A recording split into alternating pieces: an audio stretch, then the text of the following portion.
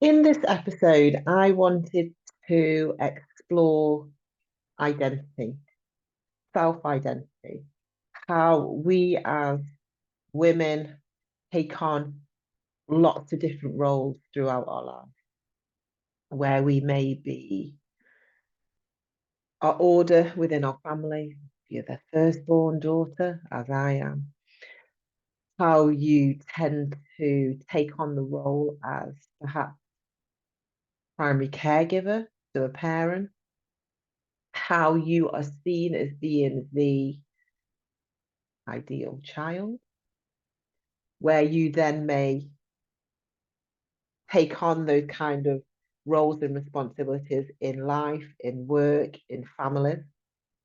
So I wanted to take some time just to explore where I am at this moment in my life, and also where you may have experienced similar, or where you may notice some thread perhaps turning up for you now. So through life, I realized within myself that it's only now, as I'm approaching middle age, that I'm very certain and sure of my likes and dislikes. I realize within the past that I've not always necessarily been sure of myself. So when that comes, or when that came to explaining my hopes, dreams, my thoughts, feelings, I never really had the language to express it. I never really knew. And I sometimes look back at my teenage years and going into my 20s and perhaps even going into my early 30s. I realized that in relationships, I took on my partners at the time, I took on their personality traits, what they were interested in, I became very interested in.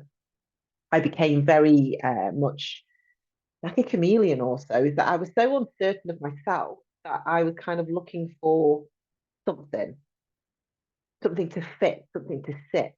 And because I was so uncertain of myself, even though I may have come across as being quite self assured, and I know that people who may have known me from my teenage years, my 20s, 30s, may have been under the illusion that I was very confident, outgoing, dynamic. But really, it was all a mask that I had put on because I didn't know who I was. And I don't know whether that's because I've become more self reflective now as I'm older and looking back at my patterns of relationship, how I turned up in my role as parent, as professional. And I realized I kind of wore the accolade of being a parent. I say accolade, and I don't want to sound as if I'm minimizing it because I'm very proud of my achievements as a parent.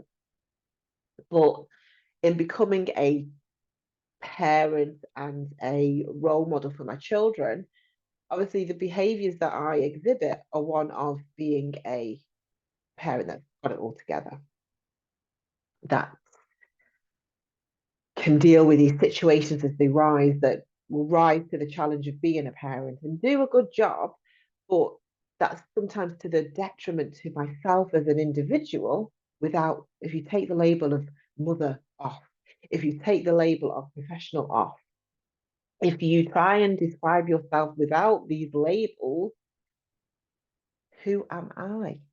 And that's the kind of declaration of like, who am I? What do I like? What do I want to do? What do I want to do without having to think, okay, I need to make sure my children are well cared for. I need to make sure I turn up for my job. But what about me in all of this?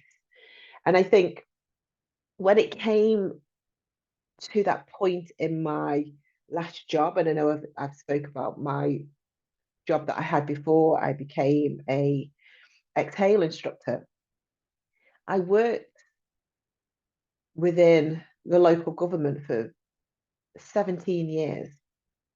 I was in the same job for 15 and a half of those 17 years. And I prided myself on the job that I did. I was very passionate about the job. I worked within education welfare. I was viewed by my colleagues as being very competent and capable and very passionate about my job, which I was. I adored my job. But that job came with a certain amount of expectation. Obviously, being a face for the local authority, very much a responsible job working with families, schools, other professionals. And I took that job very seriously. And that was part of my identity with my job. The other part of my identity going through my 20s and 30s was that of being a parent. And I realized by the time I'm 50, and this is the kind of realistic reality that I live in, by the time I am 50, and my youngest children would have approached their 18th birthday, I would have been raising children for 30 years.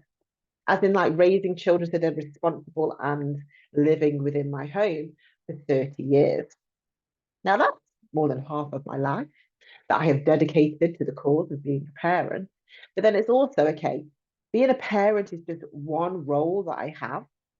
It's not the whole role. And for so many people, so many mothers especially, that becomes very much who we are, a parent, somebody's mother. And once your children get to a certain age, so my eldest daughter has now married, moved away from home, and I have my youngest two still at home. But I realized your role as a parent is to prepare your children for their life beyond the home. You know, the life that they're then going to lead, whether that's through work, university, you're preparing them for their life.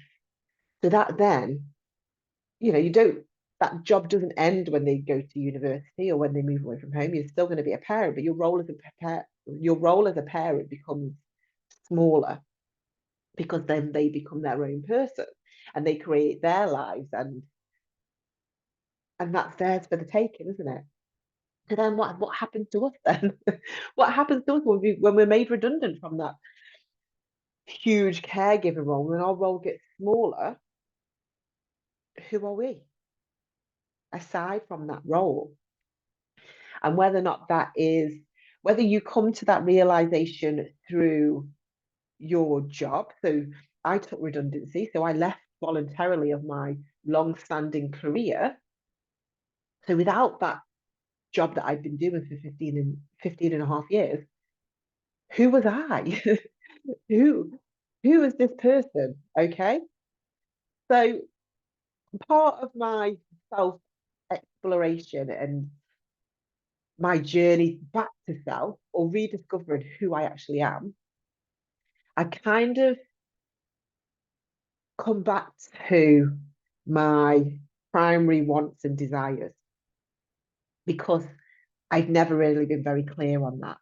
And like I say, in my previous relationship, I've absorbed personalities, thinking that I was becoming a part of a partnership relationship. But I realized the people I chose to be in relationship with weren't necessarily positive relationships. They weren't soul fulfilling experiences. Now, don't get me wrong, I've had many a happier times in those relationships. However, when I look back at them now, I'm mindful of the fact that I neglected myself in those relationships. I was the type of person that would do all that I could to appease the other person, do all I could to fit into a relationship that wasn't necessarily the best for me, but I was trying to make the best of it and make the best of that person that I was in as well, that I was with as well. But in the meantime, within that relationship, I never really upheld my own boundaries. Now, I've spoken about boundaries in some of my other podcast episodes, and I think now the biggest turning point for me now, as I go